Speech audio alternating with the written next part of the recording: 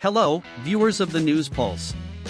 Today, we delve into the ongoing geopolitical complexities surrounding the conflict in Ukraine and its impact on global politics. As the winter months bring a chill to the battlefield, diplomatic divisions on a negotiated resolution with Russia intensify. Stay tuned for an in-depth analysis of the key players and their stances. During the long and cold winter months, as the battlefield in Ukraine seems to have reached a stalemate, diplomatic divisions over the possibility of pushing for a negotiated agreement to end the war with Russia appear to be growing. Beyond the pressure for peace, the former President Donald Trump and the upcoming presidential elections in America loom large. In the almost 2 years since Russian President Vladimir Putin launched his invasion, Ukraine has enjoyed extensive support from the US and other Western nations, providing weaponry, intelligence, and logistical support to the besieged Eastern European nation. However, as the US elections approach later this year, skepticism is rising among Republicans about the continuation of aid to Ukraine. This has become a central point of contention in the dispute over President Joe Biden's border policy and the impending government shutdown. Influential developing countries are also becoming more vocal in urging a resolution to end the war. Republican Congressman Darrell Issa from California delivered a strong assessment of some of his fellow Republicans' position at the World Economic Forum in Davos earlier this month. "There are two states," he said. "There must be a two-state solution." But he emphasized that funding for Ukraine comes with the expectation that we must bring the parties to the negotiating table. There's also a subtle but evident divergence on the issue in the Republican presidential race, where a recent scornful speech by Trump accused President Biden of putting America last and Ukraine first. Meanwhile, Nikki Haley called for the funding to continue. Republican leaders in the House have expressed skepticism for months about approving aid to Ukraine, and Trump has pressured Republican members of Congress to overturn the bill in the hope of using the immigration debate to attack Biden during the campaign. It's not just in America that an agreement is being discussed.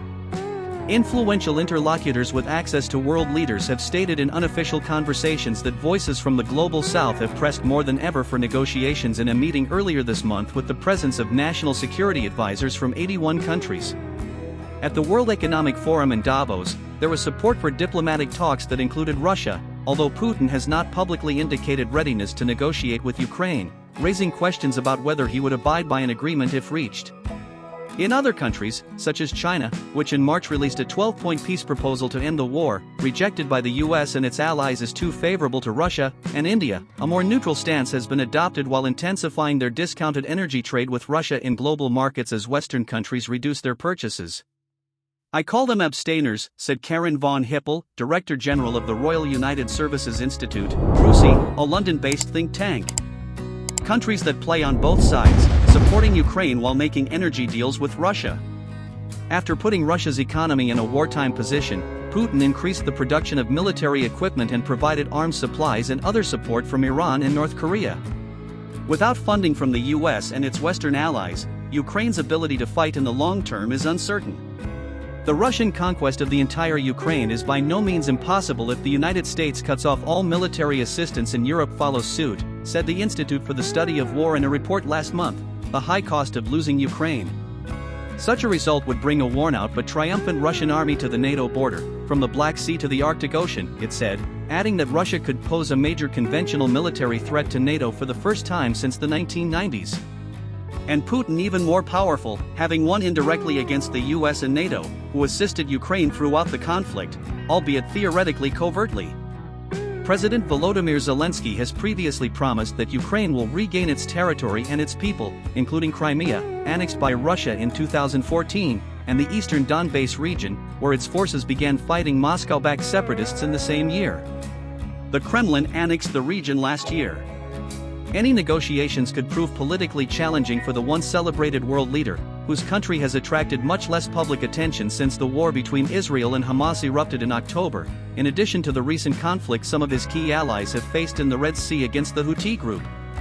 Speaking to journalists in Davos, Zelensky warned that cutting funding would be a terrible and terrifying experience with Russia. "I would not recommend any experiment with that," he said. While stating that Ukraine will work with whoever is elected in the US, he added that radical voices really scare society in Ukraine and noted that these voices form a significant part of the Republican Party, including Trump. Putin's relationship with Trump had its conflicts but was much better than the relationship between the Russian president and Biden. Putin has publicly praised Donald Trump on various occasions, and Trump has reciprocated. Considering the relationship between Putin and Trump, we can imagine that, if elected, Ukraine cannot count on Donald Trump's support in the conflict against the Kremlin. Perhaps their best hope would be that Biden secures a second term. It will be a decisive year for the conflict and a test of Ukraine's ability to stand practically alone in defending its territory. There are also expectations regarding a victorious and strengthened Putin if he achieves his goal. It is undeniable that he will emerge much more significant than when he entered the world stage. Will Putin be satisfied, or will he continue seeking new conquests and territories? Thank you for joining us on the News Pulse. Stay informed, stay engaged, and subscribe for more updates on global affairs. Until next time, this is the News Pulse, signing off.